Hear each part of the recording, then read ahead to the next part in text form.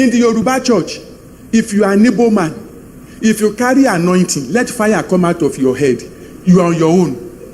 You will not reach the top because it is a Yoruba church. If it is the Igbo church, if you are a Yoruba man, possess all the revelations that you know, you are on your own. You will not get anywhere because it is an Igbo church. Only the Igbos will be that we brought our petty politics inside the church. My name is Bosun Emmanuel. The foot soldiers of Islam, they are called Almajiris. Vehicles in church building. Now get ready for this next one. Get ready. Get ready. Brace yourself.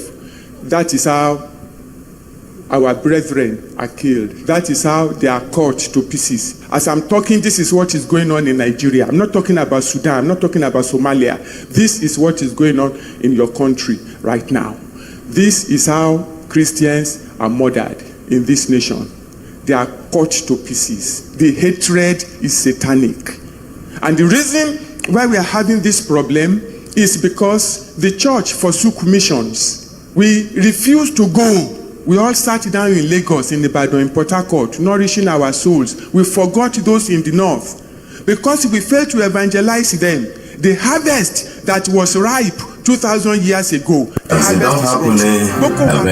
listen to this. We have met with some of the bandits. We have met with some of their high commanders. One or two who have repented. They have sat down with us, not once, not twice. They told us that one of the northern governors is the commander of Boko Haram in Nigeria. Armed bandits in Katsina State have made stunning allegations claiming the Nigerian government orchestrated their criminal activities only now decided to call for peace during a peace meeting between Batagwawa and Karachinchi communities held on Saturday.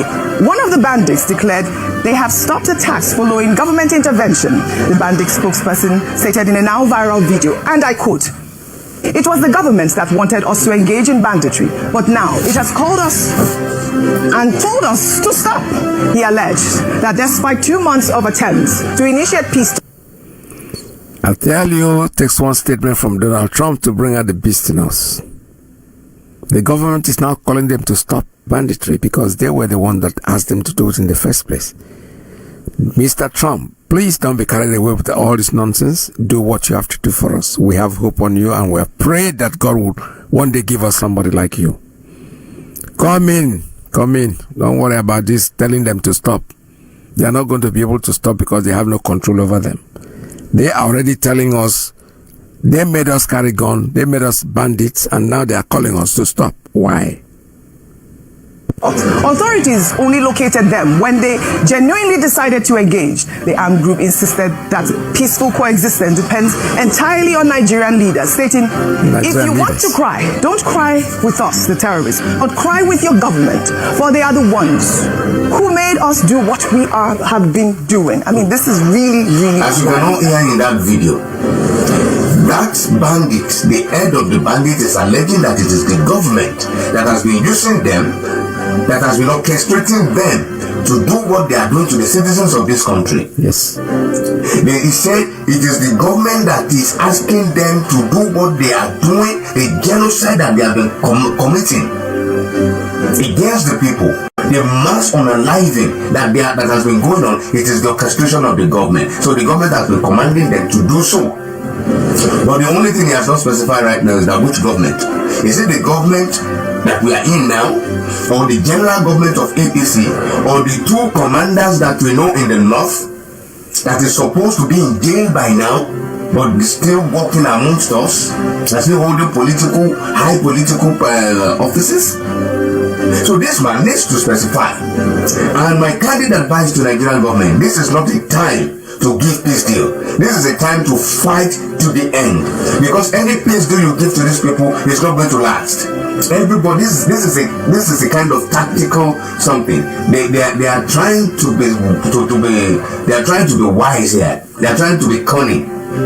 You give them a peace deal, the moment their attention is diverted away from them, they strike again. They will never stop.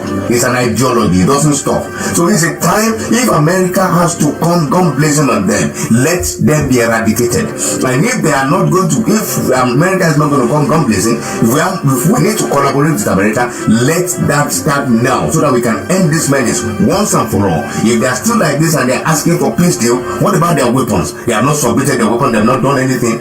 You are telling me there is a peace anywhere? No peace. And there is no peace for the wicked. So government should take it up from here. We need to know those who are using them. They need to be eradicated. My fellow Nigerians, it don't happen. Look, we listen to this. Have met with some of the bandits. We have met with some of their high commanders. One or two who have repented. They have sat down with us, not once, not twice. They told us. All right, I have a call. Let me see what the call is coming from. Let me take this. Caller, good morning. Tell us your name and where you are calling from. Good morning, Mazi Peters. Morning. Welcome to the program, sir. Thank you very much. My name is Chukwu Emmanuel, and I'm speaking from my location. Thank you once again, as always. I greet my leader, our leader, Mazi Nnamdi, the man who set up this platform to expose so many things. I greet him once again. Yes, I listened to some of the clip you played this morning, and I want to start like this. What we need in Nigeria is permanent peace. Nigeria have expired 2014 after the 100 years experiments made by Frederick Lugard. This experiment was made to last, to test how it is going to look for 100 years, which have expired 11 years today. When something expired, neither food or medicine, whoever is taking it is going to die. That is what is happening in Nigeria. The worst of the whole thing is this. The Fulani from the beginning have something in their mind. That is why on October 12, 1960, Ahmadu Bello said, this country called Nigeria, Sebi, is our father's estate.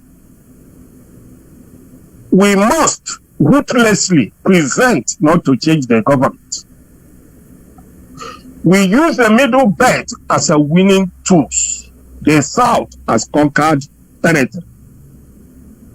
We will not allow them to rule over us, and we will not allow them to control their own future.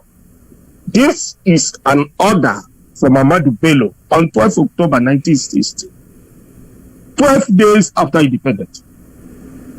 So, that order by Ahmadu Bello is what Fulani are following till today. So, anybody who are doing any other thing than to break this evil country we call Nigeria, let everybody go to his own way. That's the only solution. Anything more than that is just a wasting of time. Because these people are bloodsuckers. They are not made to live with human beings. And they are not there for development. Fulanis are known by terrorists. All of anywhere you see Fulanis, terrorist human being. They don't develop human being. What they do is to loot the whole country dry. People are suffering. Go and see Hausa people. Hausa people are slaves because of Fulanis. They don't allow Hausa people to go to school to know what is going on.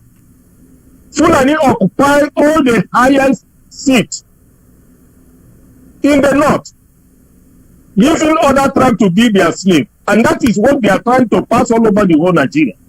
But the idiots from the east who say they are leaders, they are politicians. They have eyes they cannot see. They don't have brains to reason to think. Our leader Nnamdi Kanu, who is in the custody of DSS for getting to 5 years, is there because he said it is enough. Nigeria is going nowhere. Nigeria is a punishment to human being. He's talking for referendum, for self-determination, which is the constitution of the United Nations. Does it mean that the United Nations is not working anymore? They give order to release our leader over 4 years, and they cannot make any statement up till now. After giving 6 months order, does it mean that the United Nations are no more working in the world? If that is so, let us know. So I wish by now everybody has to be more serious. Thank you and God bless. All right, thank you very much. This is Radio Biafra USA 2. We're still taking calls. Anybody has anything to say, please do so at 845-648-0031, 845-637-6632. The lines are very much open, and we'll be talking. All we need to do is keep talking, and eventually people are listening, because today they are talking, everybody's talking. Nigeria is an experiment that was done by a British man, and the experiment has failed. Whether they like it or they don't like it, that's the truth. It has failed. 103 years old and is perfectly healthy. Please take a look. I'm 22 years older. Let's see, I'm not going to, that's not what I need to air right now. I have a call coming in. Let me take this one. Caller, good morning. Tell us your name and where you're calling from. Warm lemon water first thing in the morning will flush out your liver and extend your lifespan by decades. That's how meditation. What I have to say is this, with all the clips you played, especially that of Dr. Kemi, let me tell you, it's always, that's why, you don't try to condemn the whole people, because there might be one or few of them that will be doing the right thing. It's just like during the time of, during the Nigerian Biafra war. Yes. Olenka came out boldly as a young man and said that what is going on is genocide. There's no way we can hide it. Yeah. They put him in jail, make sure he stays in jail, or he stayed in jail until the war ended. Now, we have somebody like Kemi not only speaking boldly, but telling everybody the experience she had in the Parakot prison, where ordinary IPOB flag-bearing protesters were dumped in prison and forgotten, only God knows. And she said, probably they're still there. Yeah. And I'm sure she's making reference to the people that were demonstrating on the eve of Donald Trump's winning the election. First coming, yes. Exactly. So now, what I'm saying is this, whatever the time, anything that is time has come, you can never stop it. Yep. All the indices is showing us that Biafra is here. You can't stop it. Everything is aligned. On the 20th, we do not expect anything other than acquittal. Yes. That's it. Let him go. We find him guilty, he's convicted, then Tinubu is pardoning him. That's where they're heading now. Because why should Tinubu say he's waiting for the verdict? You understand me? Yeah. Something is cooking here. Something is going on. all the political jamborees that you see going on with Soludo and all these people embracing Tinubu, I'm not going to rule out anything, any plans that they must have, entered in. But all we know is this. We don't care about their political shenanigans. All we know and all we care about is that Mazi Nnamdi Kanu will never be convicted in Nigerian court, as far as we know. We are not minding the fact that real criminals, real bandits, real murderers, real people that committed felony in this country called Nigeria, people that came from nowhere, armed by Nigerian politicians, and brought them in here because of their political adventure. You and Dr. No, we don't see eye to eye on to go and kill people on the streets of Nigeria in the name of Islamizing this country. We have 4 million people till today. How many years now? More than 6 years in IDP camp. Nobody is doing anything to return them to their indigenous homes that have been named, occupied by the foreigners, Fulani foreigners, the criminals. And not on top of that, controlling the life and destiny of the people that are still there, asking them to pay before they go and cultivate their own land, and asking them to pay again when they go to harvest. This is going on in Nigeria. The government didn't see it. All they know is one individual that did nothing. You spend all the money you spend to go and bring him into Nigeria, having jailed for over 4 years for no reason. But you are there on Independence so-called anniversary, pardoning criminals of all sorts. Even a woman that killed her husband, you pardon him. You pardon drug dealers. You pardon criminals that have killed people, and then you said this man is the one that is going to stay in jail. The man that's supposed to occupy, if you are a right-thinking man, occupy the first position in the people you grant the so-called pardon. You didn't do it. So what we're saying is this, my brother. Let's keep our eyes on the prize. Yes. This is the time to ratchet up. This is not the time to relax. This is the time to ratchet up our freedom. And like the thing you played with regards to Yugoslavia. That's what I'm saying. I tell people, once genocide is involved, you don't need a referendum anymore. Yep. That's how it happened. And Kosovo and all the rest of them that came out from that Yugoslavia came out. Once genocide is obvious that genocide is going on, you don't have time to be referendum. Obviously, there is no more basis for unity. It is division. Let's divide the country, and that is what I believe in joining IPOB. I want Biafrans to be Igbos or the Easterners to be extricated from this country called Nigeria. Staying in Nigeria will kill us. I am telling you the truth. That's their modus operandi. Thank you, may God bless you, my brother. All right, thank you so very much. Thank you very much for your call. This is Radio Biafra USA too.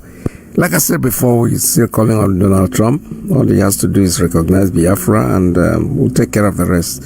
Nigeria is gone, it's gone for good forever. There's nothing, not the people, but I'm talking about that thing called Nigeria that the British man created. Has no meaning. The man that created it said after 100 years, if nothing happens, you people can go your separate ways. And of course, because he knows it wasn't going to happen. But when they say 100 years, for them, 100 years is a whole century. And there's nothing that we hope that before then it happened. Because the man has created it. He probably was in his 70s when he did what he did. 100 years after that, he knew he wasn't going to be there anymore to see what's up, who is who and who is doing what. So what they normally do is that they create and they die. They know they're going to die one day, and they're not going to be there to know, to watch the events. But today we know that Biafra is going to be there, regardless of what they do, regardless of what much they try. We are not going to be there to watch them do what they have to do. But so what we are saying in a nutshell is that Biafra, Biata, Anata go. There is nothing they can do. They cannot stop us from being what we are, Biafrans. What we are is that we are a people that have gotten themselves to the truth, and we're not going to let go. Our leader, Mazi Nnamdi Kanu, they can dribble all they want in court. They can do all the things they want to do, but eventually the man is going to be a free man because he didn't do anything. What does not last is evil. Once evil does not strive forever, I'm telling you honestly, because it will eventually be discovered that it's not a very good thing for you to think that you can just keep somebody there in perpetuity. And now, the building out the beast and the man is talking to you because that's not easy. Why do you wear it? Let Nnamdi Kanu will speak up, and he's speaking very, very boldly, and I'm very happy about that.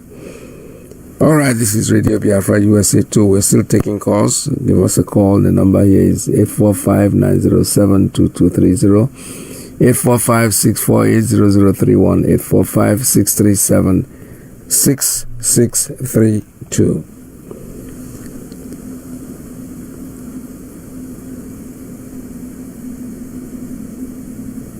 Closed doors.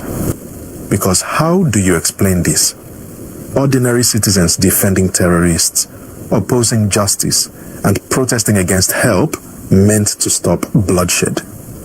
It shows that the problem in Nigeria isn't just the violence, it's the mindset protecting it. And that's what makes this moment so dangerous. Because for the first time, the world can now see clearly that the war against terrorism in Nigeria is not just a military fight. It's a war of truth versus denial. So, my people, that's where things stand tonight. Kano State has exploded with anti-Trump protests. Northern leaders are defending the bandits, and America is watching closely. Because if Trump sees this, and you know him, he won't ignore it. There is nothing Trump said or alleged that is not substantially true. All right, let me take a call before we proceed. Caller, good morning. Tell us your name and where you're calling from. Yeah, Mazi Peters, good afternoon. Can you hear me, sir? Good morning. Welcome to the program. Yeah, thank you. Unfortunately, you picked my call already. Good afternoon, and thank you for having me, Mazi. Very quick one. Mazi, my name is Mazi Madabuchi. Mazi, according to the clip you played about a Femi Olu lawyer, Mazi, he said he sent it to Congress, to the Trump. I believe that Trump will see all the whole evidence. Mazi, see, what I believe that Trump Trump don't believe in you say this, you say that. He believes in action. And what we have to do in this case, Mazi, is to bring every evidence that we know that exists. Those things that are hiding, we have to dig it out and send it. Let we have the evidence that we convince Trump that what we are saying is the truth. Because by talking, doing nothing, Trump will believe that it's not. Trump is not a person that will say something and go back. If you have enough evidence, Mazi, there's no cause for alarm. Trump will do what you want to do. And we have to do all our best, digging out all the whole things, all the whole evidence, all the whole thing that we know that is the truth, and send it to Trump. That's number one. Mazi, number two, another thing I want to say, well, according to what you said, Mazi, Trump, we don't need you to, bring or help us for fighting this zoo called Nigeria. We can handle them.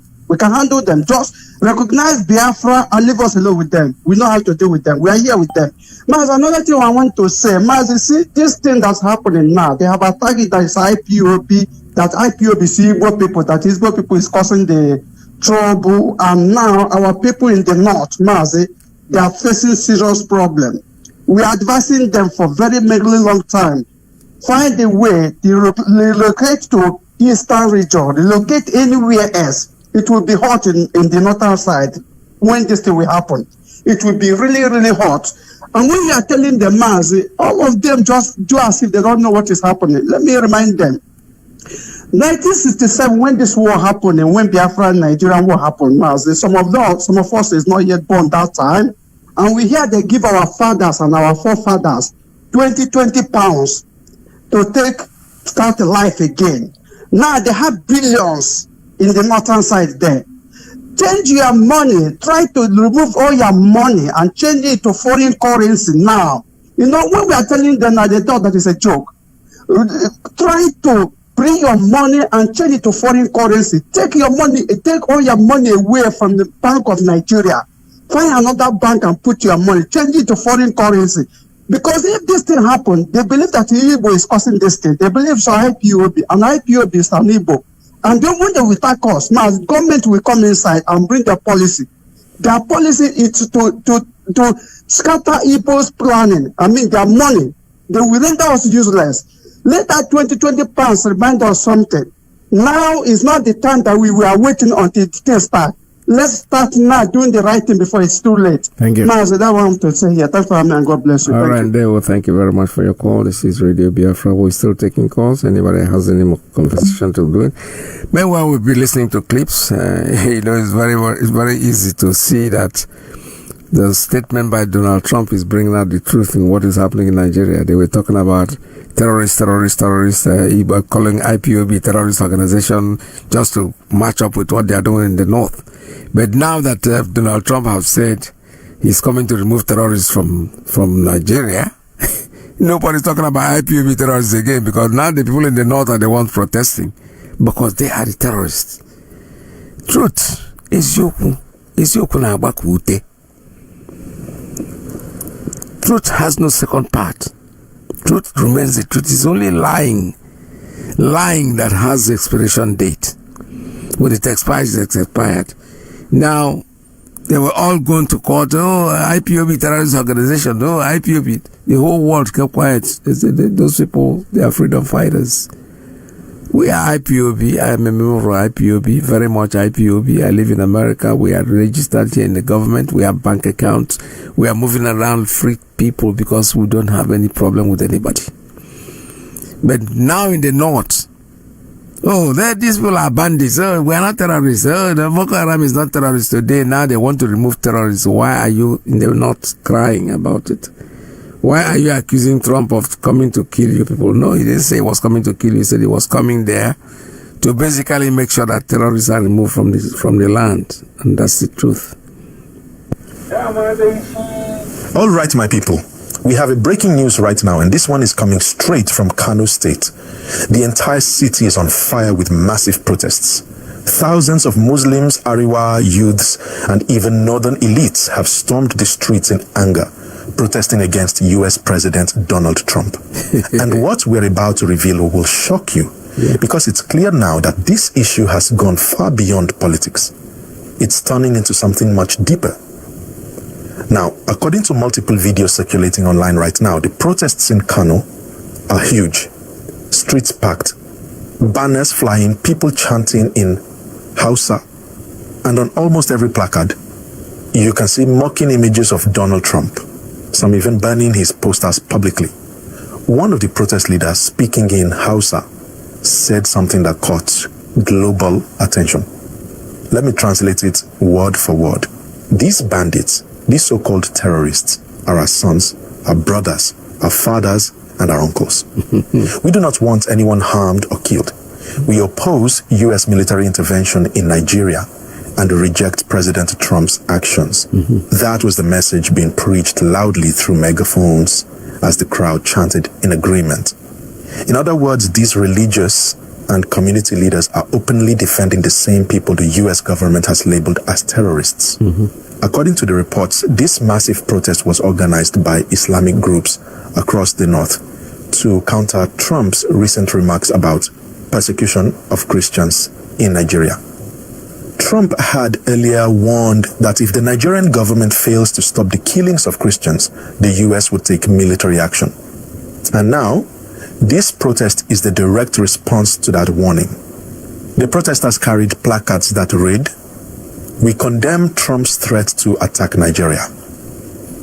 There is no Christian genocide in Nigeria. America wants to control our resources." You can already see the direction this is going. They've turned a humanitarian crisis into a political and religious standoff. Now here's the twist. While the northern protesters are defending the bandits and opposing US interference, the Nigerian government is also backing their claims. Officials are saying that the so-called Christian genocide is false, that there's no religious war, and that Trump's comments are just a way for America. All right, let me continue taking calls before I proceed. Caller, good morning. Tell us your name and where you're calling from. Hi, Pierce. Good morning, sir. I'm calling from Georgia. This is Soroha. Welcome to the program. Yeah, I just wanted to say something right quick. You know, all this, if Nigerian government, I don't know how my hair, the best thing they would have done as it stands right now is pretty much look for a way for us to make things, peacefully. Everything that's going to happen, let it happen peacefully. It is going to be of their own interest for them to let us go. Mazi Iyke, in one of his broadcasts back in the days, he made mention that he will pipe that thing that is holding us all together, which is that so-called oil that everybody wants us to be one useless, one Nigeria.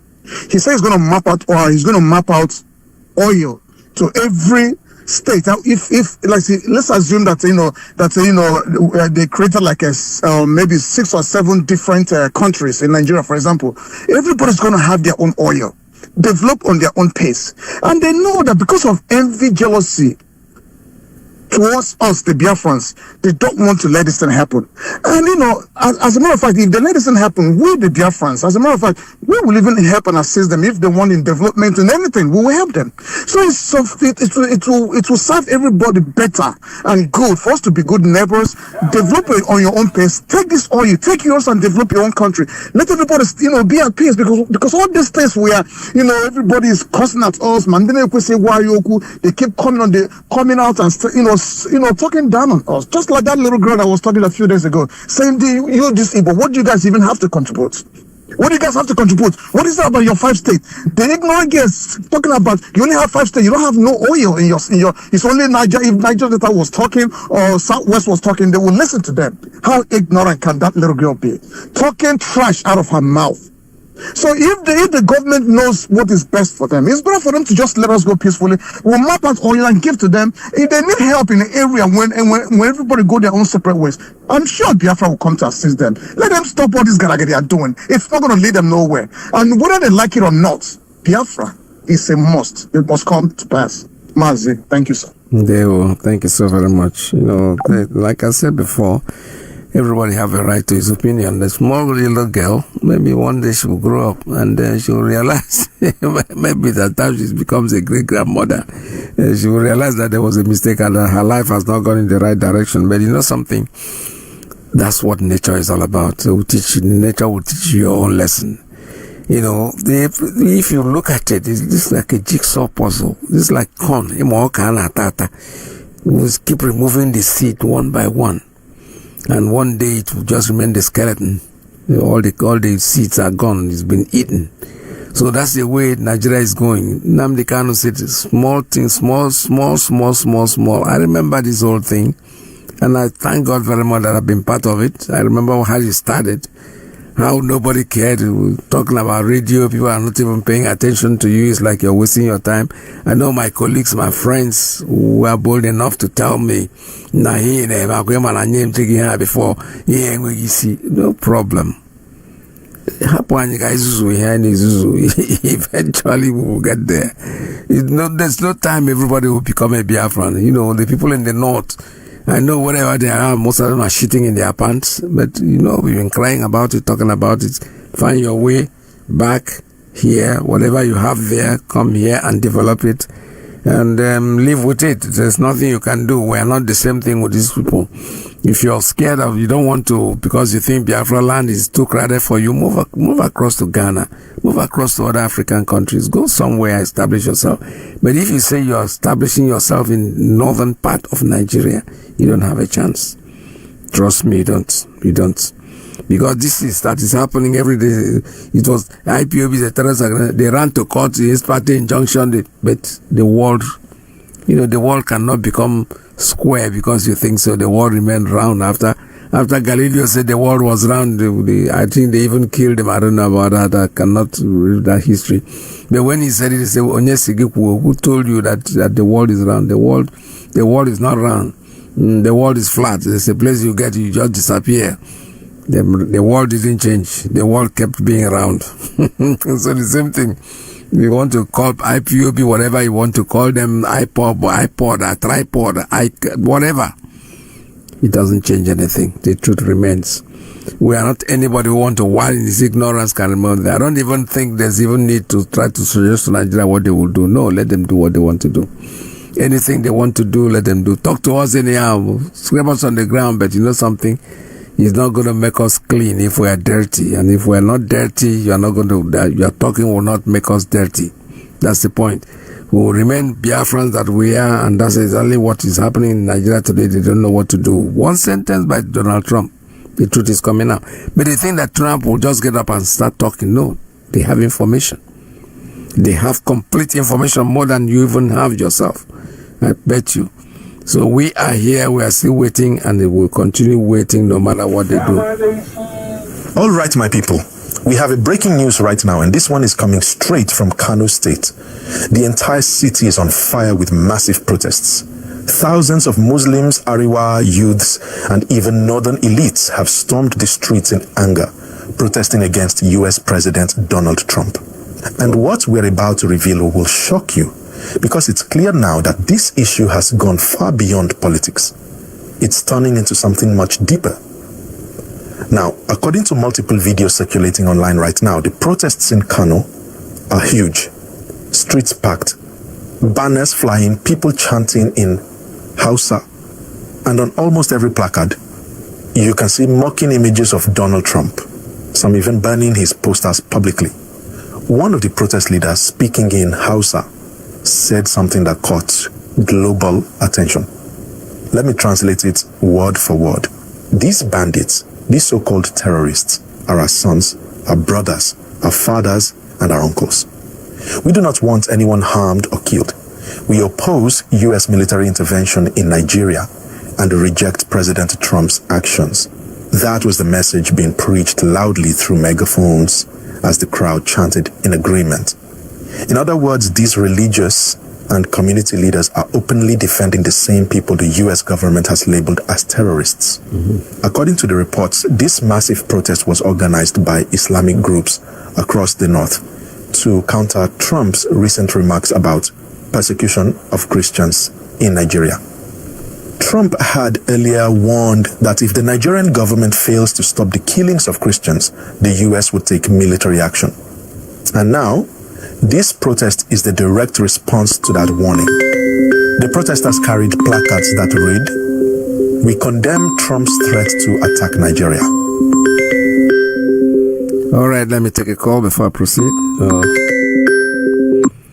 Caller, good morning. Tell us your name and where you're calling from. Mazi Iyke Peters, good morning. Good morning. My name is Biafran. I'm calling from the United States. Mazi, thank you for all you're doing for us. Mazi, I was listening to the clips you're playing, and the one that says the attack on the on bandits and Boko Haram is a crime against the Northerners.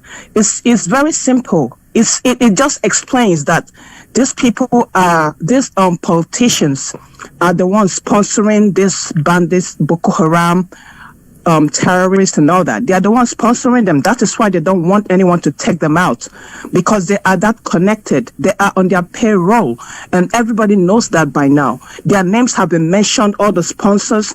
I mean, you find people like Sheikh Gumi speaking. That's really irritating, because this was a man who was rejected from Saudi Arabia from performing his 2025 Hajj pilgrimage in Saudi Arabia. And this man comes to Nigeria. He was deported from Saudi Arabia. Then he comes to Nigeria. He has wings and he's speaking, he's talking, he's walking around talking on televisions. A man that should be in jail, a man that should be locked up, a man that should be hidden from real human beings is speaking. This is crazy. It just shows that this is not a country, because things are not going accordingly. Then you turn around and see an innocent man called Mazi Iyke in their custody. Who is holding him? DSS. Who is DSS? DSS is the terrorist sponsor. It's really, everything is totally messed up. I don't know how we got to this, but we must get Mazi Iyke out of there. As long as they keep holding Mazi Iyke, They are holding Ndibo Nine. That is the obvious truth there. And as the whole time they've been holding Mazi Nnamdi, we've seen how they've been making their way forward to for their Islamization, whatever. We see what they are doing. Seriously, that is not a country. I am in 110 support of what Donald Trump is coming to do there. Donald Trump, go over there and do whatever you want to do. I give you the go ahead. Thank you, Mazi. There we go. Thank you so much. All right. Like I said before, Donald Trump never even said he was going to attack Nigeria. He said he was going to get terrorists out of Nigeria. And the same people that were calling IPOB terrorists are the ones that are crying now. Why are they coming? So which means, let's keep listening to the clip, and the lines are still very much open. You can call us. We're ready to take your call anytime. Is the direct response to that warning. The protesters carried placards that read, "We condemn Trump's threat to attack Nigeria." It's not attacking There is no Nigeria. Christian genocide in Nigeria. Mm-hmm. America wants to control our resources. Yeah, right. You can already see the direction this is going. They've turned a humanitarian crisis into a political and religious standoff. Now, here's the twist. While the northern protesters are defending the bandits and opposing U.S. interference, the Nigerian government is also backing their claims. Officials are saying that the so-called Christian genocide is false, that there's no religious war, and that Trump's comments are just a way for America to interfere in Nigeria's internal affairs. But my people, this is where Nigerians, especially Christians, are beginning to get angry. Because the question now is simple. If these bandits are killing innocent villagers, burning churches and kidnapping school children, how can anyone call them our brothers and fathers? And this is why many are saying that Trump might be right. Because this open defense of killers by religious leaders is exactly what exposes the deeper problem Nigeria refuses to face. Let's be real. These protesters didn't come out for justice. They came out to protect the very people causing chaos in the country. They're not angry that people are dying. They're angry that someone from outside dared to call it out. And that's why Christians across the South and Middle Belt are reacting sharply online tonight. One person wrote, "Greater than, these are exactly the kinds of things Donald Trump loves to see. And when he does, he strikes even harder." Another wrote, "Now I'm confused about who these terrorists really are, because none of these protesters look like bandits. Yet they're doing exactly what terrorists would do if given the chance." And my people, that statement cuts deep. Because maybe, just maybe, we've been looking in the wrong direction all this time. Maybe the real problem isn't the men hiding in the forests. Maybe the real problem are those living comfortably among us, in fine clothes, smiling on TV, pretending to be peaceful, but secretly protecting the killers behind closed doors. Because how do you explain this? Ordinary citizens defending terrorists, opposing justice, and protesting against help meant to stop bloodshed. It shows that the problem in Nigeria isn't just the violence, it's the mindset protecting it. And that's what makes this moment so dangerous. Because for the first time, the world can now see clearly that the war against terrorism in Nigeria is not just a military fight. It's a war of truth versus denial. So, my people, that's where things stand tonight. Kano State has exploded with anti-Trump protests. Northern leaders are defending the bandits, and America is watching closely. Because if Trump sees this, and you know him, he won't ignore it. There is nothing Trump said or alleged that is not substantially true. The fact that the Nigerian government has ignored the reality of a genocide is not in doubt. The fact that the Nigerian government has been complicit in that genocide is equally beyond argument. These are things that most of us have been saying, including me, in books, in speeches. We've been saying this for over 10 years.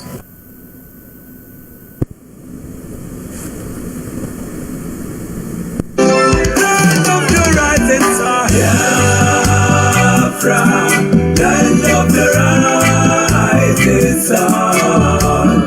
Biafran, my home, my fatherland. Biafran. rises up. Biafra, my home, my fatherland.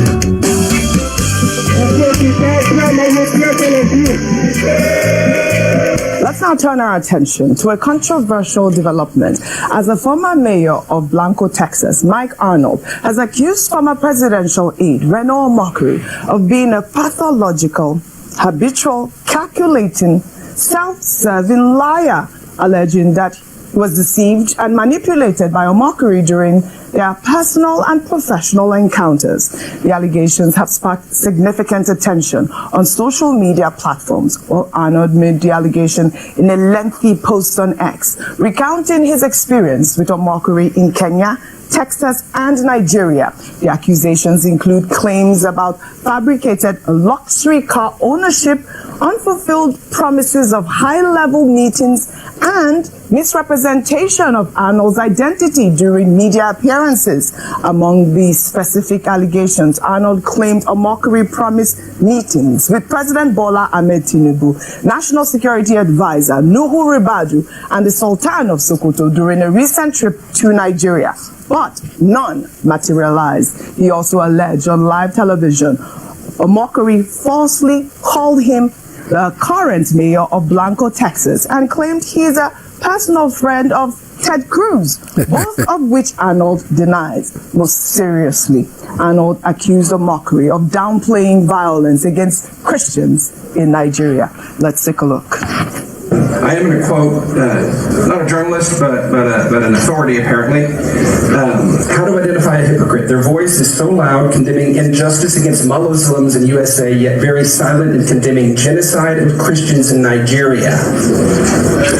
And that person that said that a couple years ago was Reno Omokri, and he used multiple quotes, tweets like that. He made this a very big issue about Christian genocide in Nigeria not that long ago. And according to all the observers and all the organizations and watchdogs, they say it has not improved, that the death toll is higher. So I don't know what's dramatically changed, that he was adamantly, repeatedly calling it a Christian genocide in Nigeria. The only thing I know that's changed is the administration and his employer. So. Wow, this story has gone viral. I mean, Reno Omokri went on to say that, he doesn't have an employer, but I'll take some reactions on X. This is from Mayor of Crypto, who wrote, "You never had any problems with Reno till he spoke the truth that there is no genocide against Christians in Nigeria. This is the problem with over religious folks. You are tearing another man down just because he disagrees with you." Well, Murphy wrote, "I took my time to read your message," that is to Arnold, "from top to bottom, and honestly, you are spot on. Reno has proven time and again to be the perfect example of a two-faced individual. One minute he's preaching morals, the next he's defending the indefensible. He talks from every side of his mouth, bending his narrative to whatever benefits him at the moment. You simply can't take him seriously. He stands for nothing unless he's Land of the rising sun, John Lovine, my originality.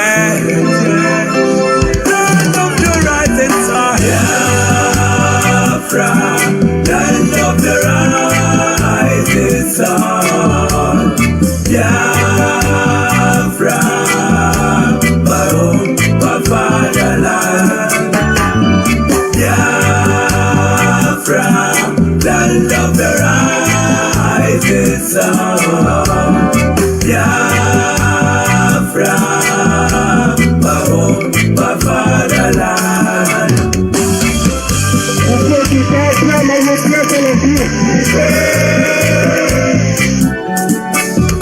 We are children of the Most High, called by the name of God, the Creator. Wise men from the east, south, and the middle, great Biafran people. We're taking it to idol worshiping, and we lost the faith of our God. And as we wallowed in idol worshiping, the British entered in, trading on the Niger. Jah people, trading by barter. You give me palm oil and take soup to them yesterday. I brought in civilization, brought in Jah religion, and told us about America, and we embraced it. I never knew them got ulterior motive, with religious pitted us amongst our brethren, with denomination teared us apart. Building churches, schools and hospitals. We love on the way out to pay this much to be your place forever. Oh, nah. So we fought so hard against them systems, fighting against them schisms. We fought so hard against them systems, fighting against them schisms. But our lives have gone poor. At the very spot we left our America. Now is the time to be restored. Great Biafra be restored. I want freedom for my people. This is Radio Biafra USA 2. The lines are still open for your conversation at 845-907-2230, 845-648-0031, 845-637-6632. Give us a call when you're ready. Banditry started under the watch of APC because they were the ones that brought them in. It was 1992-93 in Kaduna. A riot broke out which they call the Zango Kataf riot. I was a young boy, very, very young then. And people were killed in scores. If you are not an Absa person practicing Muslim in Islam, they were killed. Especially if you are from the southern part of Kaduna, the tribes from the southern part of Kaduna, they were massacred. It was called the Zango Kataf riot. And if the next thing they do is to burn churches, kill Christians, and then if they are done with that, then they focus on businesses that is for Igbo people, Igbo owned businesses, and they destroyed it. I grew up knowing that Christians are an endangered species in Nigeria. In the year 2000, when the Sharia riots, how many of you have heard of the Sharia riots? Hundreds of thousands of people were killed in Kaduna. I can remember vividly that we had to defend our house from people. They brought some Fulani boys and they faced our house. They were shooting arrows. They were stoning our zik. They spot our zik, shooting arrows. Even though I was a Muslim then, even though my father was a Muslim then, but because majority of the people in our compound were Christians, so they were willing to destroy every one of us because we were living with Christians. I can remember a particular church in Mando, for those that know Mando, in Kaduna, called Chapel of Redemption. That church was destroyed. And so from that time, anytime there's a little hanky-panky in Nigeria, the first target is churches and Christians. And this has prevailed for a long time. That even if there's a problem with in another country, the Muslim and the Hausas in Nigeria will rise up and begin to kill Christians. How many of you remember the Miss World crisis in 2002, 2001, 2002? That somebody drew a picture of Muhammad or something in France, long away in France, and they began to fight in Nigeria. Are you following me? Christians are endangered species. Now let me give you, and that's how it has continued. Scores have been killed, and they focus on regions where there is a mixture of both Christianity and Islam. If you look at states like Kaduna, states like Plateau State, states like Nasarawa, states like Taraba, states like Benue, states like Bauchi, states like Gombe, states like Borno. These are places where they focus on because they intend to eliminate every living Christian in that place. Anybody that debunks it is a total lie because I have grown and lived in the north. I've spent 80 to 80% of my life in the north, so I understand this thing. Several times, I cannot forget the Sharia riot. We were running for our lives. Even though we were Muslims, but we're still running because as far as you are not of the ethnic group practicing what they practice, you are a victim. You can be burnt alive. Many of us saw human beings that were burnt alive, like roasted like yam. And it has been going on for a long time. The genocide against the Christian faith. Are you with me? Many years ago, in Kano State, a man was beheaded. And anything they talk about, he said blasphemy. And guess who was the person that led it? The man called Sanusi, Lamido Sanusi was the one that led him on. And they beheaded him, they killed the woman. They killed him and they put his head on the stake and they were using it to parade the city. You understand of a woman also that is an evangelist. An evangelist Eunice that was preaching about 2016 or 18 in Abuja. And they killed her. We cannot talk about a young girl called Deborah Samuel that was killed. And I schooled in Jos, and for years, the people of Plateau have been massacred. Riot breaking out every single time. The one that the moment anything happens, the next people that are victims are Christians. And it is unfortunate that all these years the government have not been able to do anything about it. But the agenda is deep. Are you with me this morning? Why am I saying? Because I don't want us to be an ignorant people. If we're ignorant people, they will control the narrative. And this, let me tell you this truth, God will not come and fight for you. Remove that thing from your mind. If Christians don't rise up, pray from now till tomorrow. God is not coming to fight for you. Are you with me? Now, in the year 2009, Boko Haram started. Boko Haram started because of a section. It was a political movement.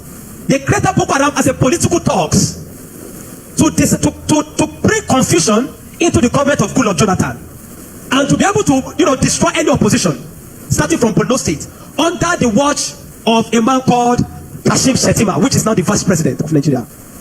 Kashim Shettima and the other man, Ali Mohammed Sharif. These were the people that started the business of Boko Haram as a political talks to be able to oppose their opponents. But after a time, the ideology grew and they began to destroy. Now, it became a problem and they began to use it to destroy, bombing here and there. In 2009, 2010. As of 2010, a man led a meeting in Jos. Are you with me? He led a meeting that they were going to annihilate Christians within the locality of Plateau, Borno, Plateau, Bauchi, Kaduna, and Nasarawa. And he said they are going to perform jihad. They will bring jihad and they will go to kill that. If the Islamic leaders are not willing to lead them, he is ready to lead the movement. I have the minute of that meeting in my phone presently. Guess who is that person? Issa Pantami, that was the former Minister of Communication under Buhari's regime. And several times, these are people that are terrorist sympathizers. And that is why the Nigerian army has not been able to win the war against the terrorism. Because the terrorists have infiltrated the Nigerian ranks, the army ranks, so they cannot win the war. That said, Osama bin Laden was a better Muslim than he is. He was sad when Osama bin Laden was killed. And he has said it several times that Boko Haram should not be killed. He said they are their Muslim brothers. How do you win a war against terrorism when there are people high in government that are sympathizers to terrorism? How do you win that war? Now, there are 4 categories of insecurity or people that are causing insecurity. Number 1, you have Boko Haram. Number 2, you have bandits. Number 3, you have Fulani herdsmen. Now I'm going to show you how they are connected. Many people don't know. The Boko Haram and the Fulani herdsmen have one mission. The mission is simple: Islamize Nigeria. Come to a territory that are Christian dominated, kill everybody there, occupy their land. Go to Benue, look for a community, kill them there, occupy their land. That's always me. Boko Haram and the Fulani herdsmen. Have you noticed? The Fulani herdsmen they don't kidnap, they kill. There's hardly a place where the Fulani herdsmen capture that they say these are Fulani herdsmen. No, when they go, they kill. How do they kill? They kill with guns. You must now ask yourself, how does a Fulani man get AK-47? Do you know the cost of one AK-47? One AK-47 is over $1,000 something. Where will a Fulani man be able to obtain to be able to get one AK-47? Are you with me? And now, so you will know that there are people that are sponsoring this movement. Then the Boko Haram and the Fulani men, they go about Christian-dominated areas. You will understand that when this terrorism started in Nigeria, that only people that were killed were Christian churches. You will not hear that they killed anyone. It is Christians and churches. I remember in Kaduna then that churches began to look for security men to guide their churches in every service day. Otherwise, you can be in church and the next is boom, everybody dies. And churches that don't have money to hire soldiers began to use some of their members. I was a member of the security team in my church in Deeper Life in Kaduna in 2010. Because we don't stay in the church. Once I come to the church in the morning, we stay outside, moving around patrolling, because anybody can come and drop anything. So when Boko Haram started, the majority of Muslims, the Hausa, Northern Muslims, they were happy. I know of people that were celebrating it. If you see them crying today, I'll tell you why. At the initial beginning of this thing, they were happy celebrating the killings of Christians. They said they are purging Nigeria of RNA. It was majorly on Christians and Christian-dominated areas. But when it comes to 2014, the man Buhari and APC that wanted to overthrow the government of Jonathan, by all means, decided to employ mercenaries from Niger, from Chad, from all those Fulani, from other African nations where they are Fulani, and they brought them into Nigeria. What was the goal? The goal was that if Jonathan does not concede defeat in the election, they were going to rain hell on Nigeria. So they brought in these mercenaries, and they equipped them with rifles, the airwaves, the Buharis. Are you with me? The airwaves, the Buharis. Every one of these people called APC, they brought in mercenaries and armed them in the bushes and told them to wait. The moment Goodluck Jonathan did not concede defeat in the election, they were going to start. But unfortunately for them, Goodluck knew of the assignment. He got intel about it because the man said he said his ambition does not worth the blood of millions. So the man conceded defeat and left. And so they declared APC winner. Now, you have already brought people from different parts to come and fight. But what they wanted to come and fight for did not achieve anymore. So now they left those people in the bush. They left them with guns and ammunition in the bush. And when Buhari became the president, he abandoned them. Instead of them to settle them and let them go back, they abandoned them. And the people saw Nigeria as a place that is good. And the people decided to remain in Nigeria. Those are the people that started bandits. Before, we don't have anything like bandits.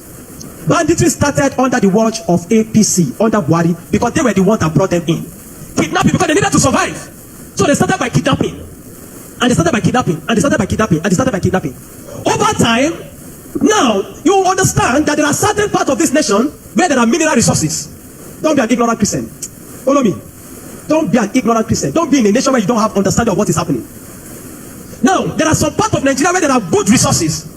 And so, and this has been illegally mined by elites, the military generals, the oligarchs, the people that are the leadership of the North. They were mining these resources, and the money does not go into the federal government account. So what they do is that they employ the services of this banditry to create two things. Number one, to create diversion. So when you go to Zamfara, that's why you hear that they say that it's killing in Zamfara now. It's because of the illegal gold mine. There is gold in Zamfara that they are mining. And so these bandits that are already in the bush, some people collaborate with them, partnered with them, and told them to see, keep creating confusion, create chaos. When you keep creating chaos, the Nigerian state and the people of Nigeria will not be able to focus on the illegal mining. They'll be concerned about the insecurity. So the insecurity is created as a means of diversion in the north. Are you following me?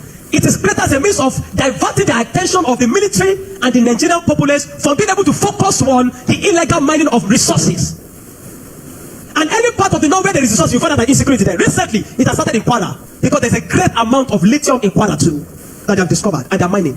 So they partner with the Chinese because the people that do this illegal mining are the Chinese. They partner with the Chinese to be able to. So the bandits became the security men of Chinese and all those people to protect them. So that while they are mining, they can begin to cause chaos. Because while the people are mining and they are causing chaos, kidnapping, nobody will be able to focus on what the Chinese are doing and those people illegal mining. Every single day to this moment, I'm telling you, they are mining in those places. And they will take it to an airfield in the bush and fly it out of Nigeria. They are making billions of dollars from it every day while people are being killed. That is why you now hear that Muslims are saying that they are killing Muslims too. What you have, it is what Buhari created. The APC-led administration created. The banditry they created is what is affecting the North now. Because the people they brought to come and kill Nigeria in 2015 did not succeed because Goodluck relinquished power to them. And now the people have become thugs. They have become tools to be used in the hand of men that are using them to secure their illegal gold mines.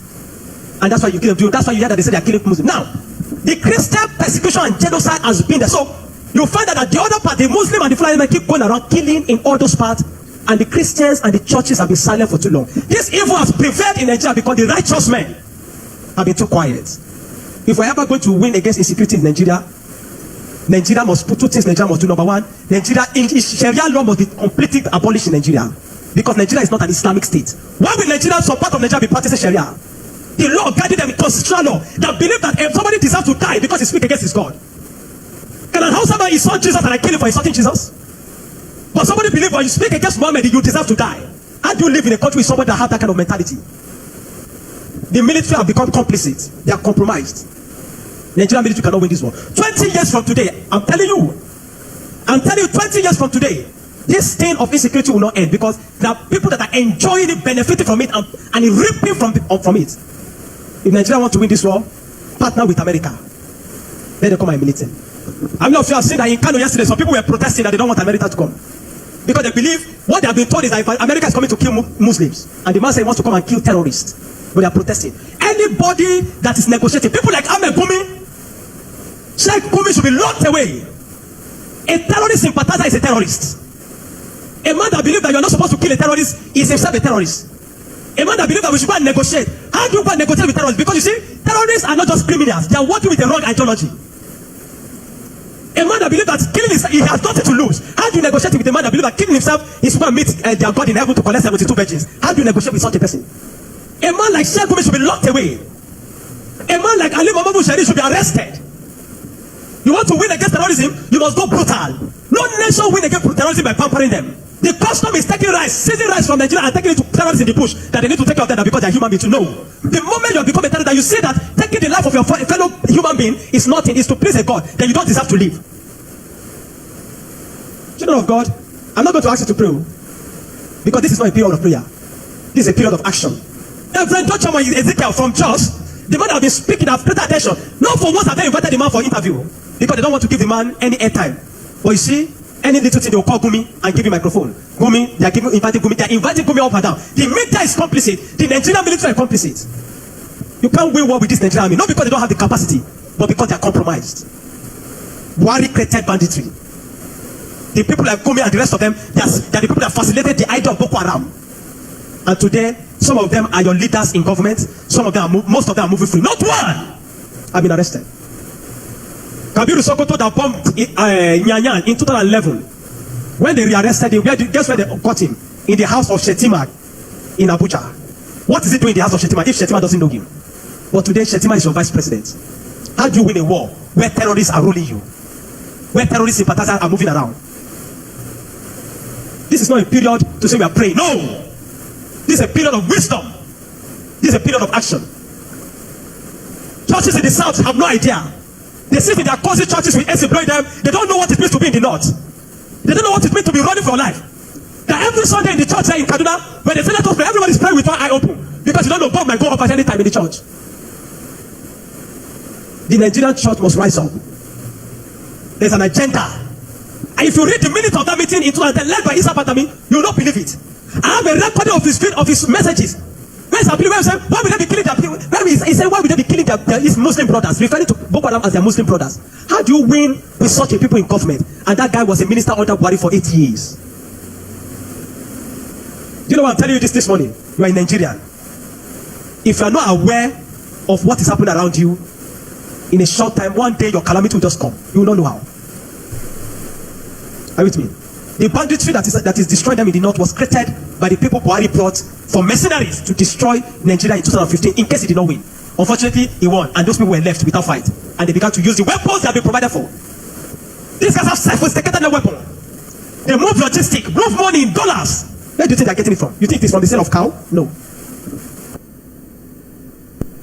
Northern protesters has burned down US flag. Now, as I'm talking to you, a very big protest is still going on in the northern part of Nigeria as a result of what Donald Trump did. He declared Nigeria as a country with a particular concern, and ever since then, he wants to declare military intervention in order to combat insecurity in Nigeria. Now, a very big protest break out in northern part of Nigeria since day before yesterday, and today they are burning down US flag. Now, the northern leaders are encouraging northern protestants to bring out US flag. They are burning it down. According to them, all these bandits they want to wipe away are their sons, their fathers, their brothers, and all that. They don't want Donald Trump to launch a military intervention in Nigeria in order to take away all Islamic terrorists in Nigeria. Now, this is happening so fast. Why would they burn down a US flag? Like, I don't really understand. At the end of the day, I wish this is not going to make Donald Trump angry, because of what I'm seeing, this war has declared war. Protest, like, is a very big protest against US government. Declared war and a big protest, a revolution against US government. They are saying that Nigeria is a sovereign state, that there is no genocidal killing in Nigeria, no Christian genocide in Nigeria. As a matter of fact, Christians and Muslims are living in peace in Nigeria, and they are asking Donald Trump never to interfere in the affairs of Nigeria. What is happening? Northern protesters has burned down US flag. Now, as I'm talking to you, a very big protest is still going on in the northern part of Nigeria as a result of what Donald Trump did. He declared Nigeria as a country with a particular concern, and ever since then, he wants to declare military intervention in order to... All right, this is Radio Biafra USA too. The only thing we keep telling Donald Trump, Biafrans, we have nothing to do with Nigeria. That's their own problem. They them solve it. Just recognize us and give us a job. We'll go there and do the job for you. The burning flag is not...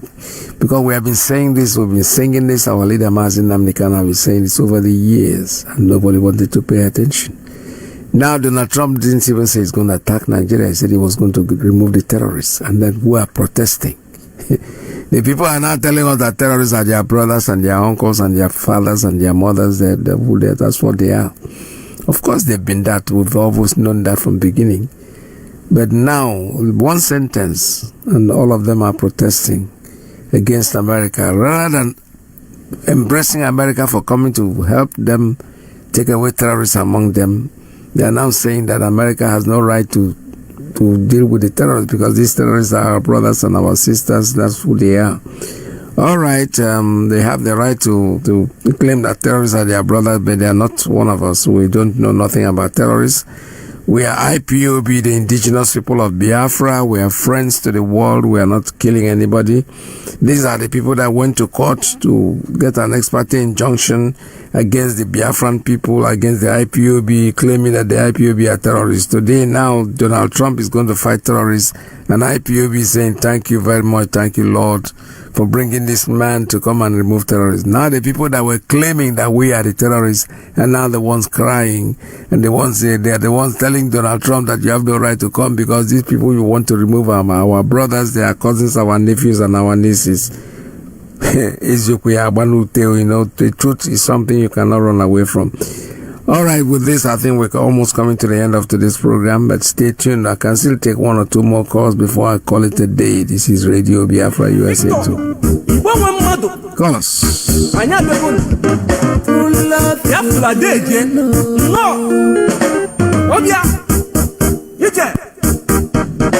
Freedom. Na udoka inario. Anya toni hepo for barano.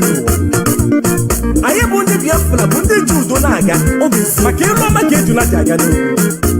Oga de kwarai na ma. Omo Biafra jakene. Biafra na tago. Ibo madu no. Ibo madu na tago. Omo Biafra de. Biafra na tago. No. Ibo madu na tago. Eji megumekene tifuna pekano. Ojogo dadere mma oyese na odugolo mma okwande solo gili nenuwa akologo gili lata okosisi bolotolo elese gono makwere okwanye manono dugo odoro negbe mma okokoko nyaru. What you're doing today, Mr. President, is restoring it to precisely where it should be based on what the Space Force, the Air Force, your leadership believes will give us strategic advantage in the future. That is Huntsville, Alabama. We are way ahead in space, but this will ensure we stay leaps and bounds ahead because that's the most important domain. Whoever controls the skies will control the future of warfare. And Mr. President, today you're ensuring that happens. Thank you. What you're doing today, Mr. President, is Nigeria not a sovereign nation? Can another nation just offer help unsolicited? No. Nigeria has consistently sought for United States help. In fact, in 2014, Nigerian opposition party, then the APC, were in the White House seeking for the same help on the same Christian genocide as a fallout of the Chibok girls. This is established. The second thing again is that even most recently, we acquired $346 million worth of weaponry from the US, and we are trying to send our military personnel to go and train as a factor of diplomatic relationship between Nigeria and the US. And US has been consistently, in addition to other partners, listed as supporting countries to help us in eradication of terrorism. And don't forget, it is a United Nations Convention on Counterterrorism that empowers the United States to become the global front or focal point in fighting against terrorism. And wherever a word terrorism was defined in a given area, that means US have right to protect. They call it a responsibility to protect R2P. They have right to invoke that R2P to get into that country and destroy that terrorism. Yeah. So what we should show in our own case in Nigeria is that we should show commitment and willingness to partner to eliminate the threat of terrorism, not completely condemn a hand that is coming to help us and then put a motion forward. We can negotiate with them. We can tell them, give us the weapons responsibly. We can discuss with them and acknowledge that this genocide is taking place. Yes, they say Christian genocide. Now we can justify to them that look, it's not only genocide, it's not only Christians, Muslims also are affected. But do you agree with the categorization that it's a genocide? I actually, when I look at the damages, when you look at the total number of the people that have been killed over time in Nigeria, and they are killed defenseless in villages, sleeping in their homes, then what can you call this? All right, let me take a brief call here. Caller, good morning. Tell us your name and where you're calling from. You have 2 minutes because our time is up. Daddy, good afternoon, sir. Welcome to the program. Yeah, I won't waste your time, sir, because I have to go to work now. Daddy, I all protocol is duly observed. You know, I appreciate your effort and all the callers. I appreciate every one of us. Daddy, according to the clip you played, now they are protesting in the north, right? Against Donald Trump invasion of the zoo. But sir, please help me ask this question. When Buhari was, though the idiot that was masquerading himself as a Buhari, because Buhari died 2017 January. But when that, let me use that name, when that bastard was opening the borders and calling Fulanis to enter the zoo without or visa on arrival with the $200 or $300 they will give them, why didn't they protest? When they opened the border, when they opened the zoo borders for every Fulani all over the whole West Africa to troop into the zoo, why did they not protest? But now, Donald Trump wants to come and rescue Christians in the zoo. Now they are protesting. Which means, and let me remind you, Sultan of Sokoto, that wretched bastard, Abubakar Said, when he under Jonathan was bombing Boko Haram, he said that an attack against Boko Haram is an attack against Allah. An attack against, so in other words, that man is number one terrorist, followed by El Rufai. Now, all these things are happening, sir. Where is Adeboye? That the GO? Where is Kumoyi? Where is even the Igbo one? Where is Lazarus Mwaka? Where is Chris Okafor? All of them, they are busy making money out of the zoo, buying private. Where is Oyedepo? All of them, they are busy making money, buying private jets, buying mansions, support houses all over the whole world. They will show that when he says, they will just leave their congregants there and they will just enter their properties and don't fly away. People Ndoshi the Bible when the Madoshi. People, the downtrodden people. Now, ego has now. How will they live in opulence? Claiming that miracle, God will do this, God will do that. That's the God bless you. They will watch next. All right, thank you very much. Thank you, Samna. Yeah. Thank you very much for your call. This is Radio Biafra USA too. Let's listen to this interview that's mind-boggling. For God's sake. Then I'll call it. You think there's a genocide? I think it's actually pure genocide because you just come and kill people just like that. And this thing has been happening. Several villages in Katsina destroyed. Several villages in Sokoto gone. Several villages in Zamfara every day. If you have to zoom, when you look at the core issue that triggers the so-called Christian genocide was because Christians were the ones that made the report. Had the Muslims done the same thing, it could have been that they will also include Muslim genocide, Christian and Muslim genocide, but Muslim organization didn't go to report it, and that's basically where the issue is. And on China coming on board is just a factor of strategic rivalry. Wherever US goes to the west, China will naturally go to the east, but it has no any bearing upon the stand of United States when they want to project their national interests. You've seen it historically. China opposed invasion of Afghanistan. It doesn't stop United States from staying there for 20 years.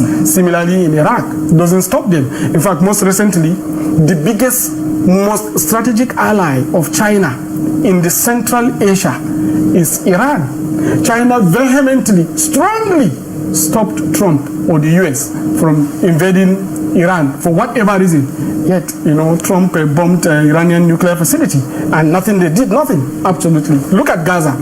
China was strongly against the genocide in Gaza, but they couldn't do nothing. So it's just strategic rivalry. So anybody that is thinking that if China is talking, it's like China is coming to fight on our behalf, should US decide to invade Nigeria, it's just making a maybe very... You think this is a symbolic show of support and nothing more? It's just symbolic show of support. When you look at the Chinese policy globally, you will see that their response in Nigeria was purely out of strategic rivalry. It has no any basis in action. So should the US decided to do anything, China will only issue strong press statements, and then strong worded diplomatic messages, but yet do nothing. That's what it is. So we don't begin to see this as somebody that is coming to back us. Nigeria need to get its foreign policy acts together.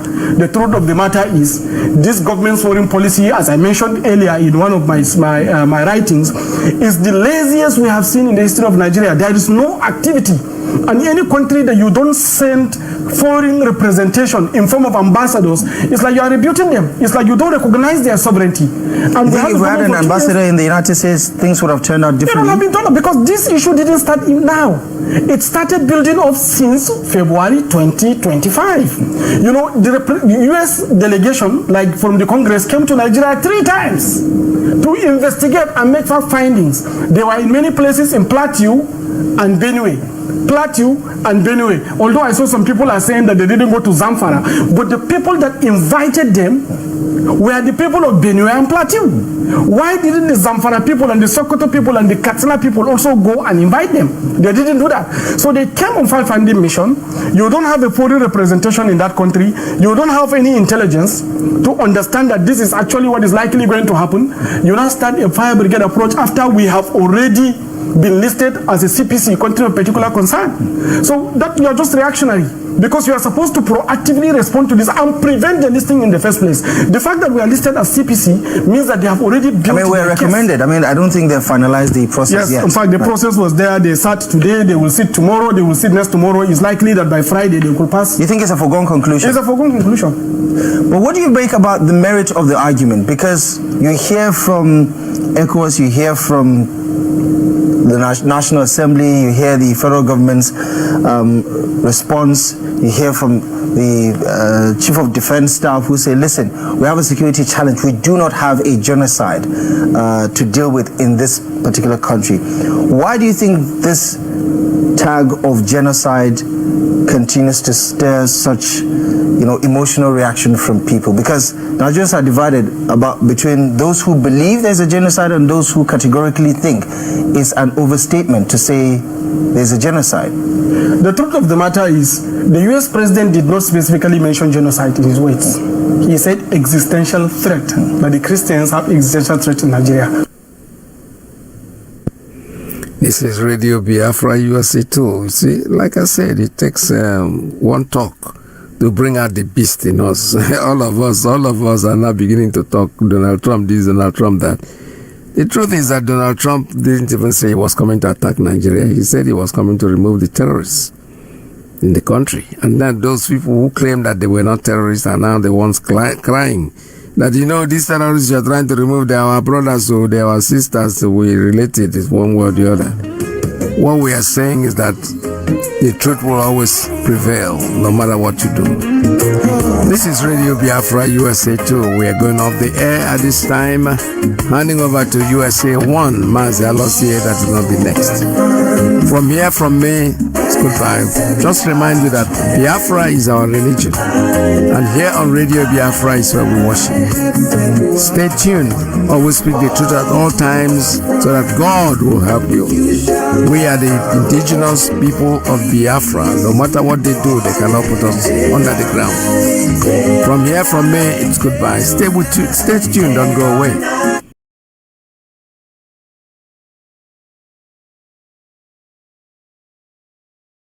Because Biafra, no matter what they do, they cannot put us under the ground. From here, from me, it's goodbye. Stay tuned, don't